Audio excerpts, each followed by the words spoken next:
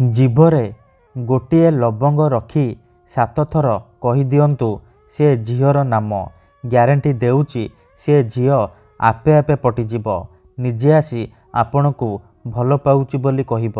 हाँ फ्रेंड्स, जदि आपण गोटिए दिन में झील पटेइबाकू चाहुचंती, पड़िशा घर भाउज को पटेइबाकू चाहुचंती, तेबे आजिर एही भिडियोटी को पूरा ध्यान सहित शेष पर्यंत देखिबे, कारण आजिर एही भिडियोटी रे मु आपण को शिखेइबी आपण किपरि गोटिए लवंगर साहाय्य रे निज पसंदर झील को पटेई पारिबे।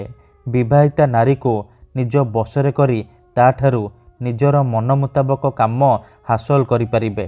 केवल आपण को गोटिए लवंग जीभरे रखी 7 थर तार नाम कहिबार अछि, तापर देखिबे किपरि सी आपणक बसरे होइजिब, जहा चाहिबे ताहा करिब।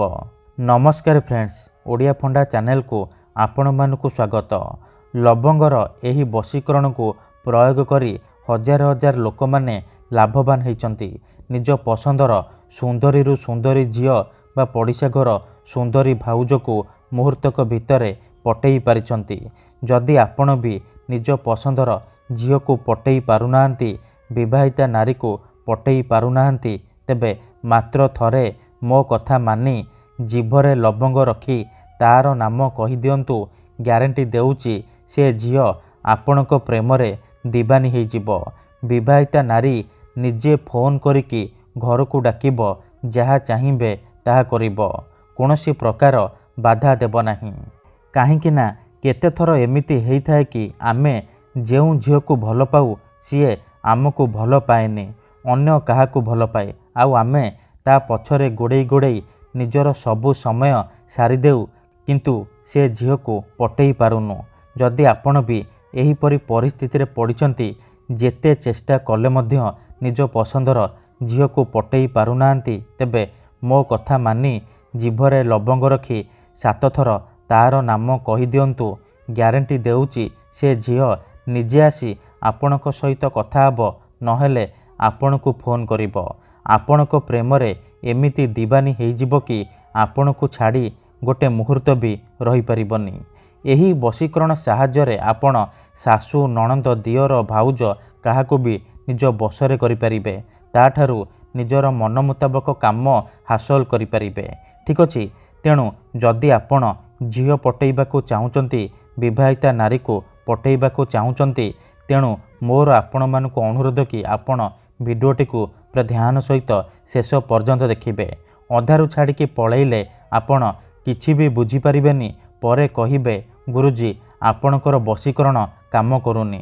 तेणु भिडियोटी को प्रथमे ध्यान सहित देखंतु, प्रयोग विधि को ठीक भाबरे बुझंतु, तापर आपण वशीकरण करिबा पई जिबे। काहेकि ना एही वशीकरण हेउची प्रचंड महाशक्तिशाली वशीकरण।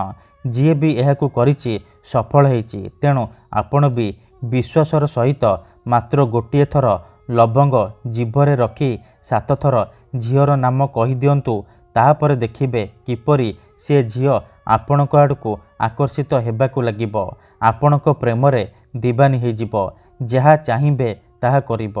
ठीक अछि, तेबे विधिटी जानिबा पूर्वरु जदि आपण आम चैनल को नुआ आसिचंती, तेबे दयाकरी चैनल को सब्सक्राइब करी पाखरे थिबा बेल आइकन को मध्य दबाई दिंतु, जहाद्वारा आमे जेउ भी वीडियो अपलोड करिबु सर्वप्रथमे आपण देखिपारिबे आउ तार लाभ पाई पारिबे। ठीक अछि, मन रखंतु एही वशीकरण विधि को आपण केउ भी बारे करि पारिबे, किंतु जेबे भी करिबे भल भाबरे हाथ गोड़ मुह धोईकी आपण एही वशीकरण को आरंभ करिबे।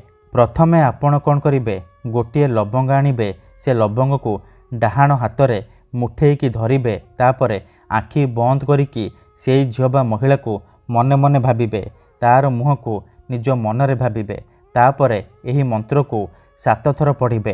ह्रीं श्रीं क्लीं आमुकं मम वश्यम करति। एही मंत्र को आपण 7 थर पढ़िबे। आमुकं जगार आपण सेई झियो बा स्त्रीर नाम कहिबे, जहाको आपण बसरे करिबाकू चाहुचंती। मंत्र को 7 थर पढ़ी सारिबा परे मुठा खोलिबे, आउ से लवंगरे 3 थर फुंकी देबे। एतिकी करि सारिबा परे से लवंग को ନିଜର ଜିଭ ଉପରେ ରଖିବେ ଆଉ 7 ଥର ସେଇ ଝିଅର ନାମ କହିବେ ଯାହାକୁ ଆପଣ ବଶରେ କରିବାକୁ ଚାହୁଁଛନ୍ତି। ଏତିକି କରିସାରିବା ପରେ ସେ ଲବଙ୍ଗକୁ ନେଇକି ନିଜ ଅଗଣାରେ ଅଳ୍ପ ଟିକେ ମାଟି ଖୋଳିକି ପୋତିଦେବେ। ଗ୍ୟାରେଣ୍ଟି ଦେଉଛି ଏତିକି କରିକି ଦେଖନ୍ତୁ, ସେ ଝିଅ ହେଉ ବା ନାରୀ ଆପଣଙ୍କ ବଶରେ ହେଇଯିବ। ଧନ୍ୟବାଦ।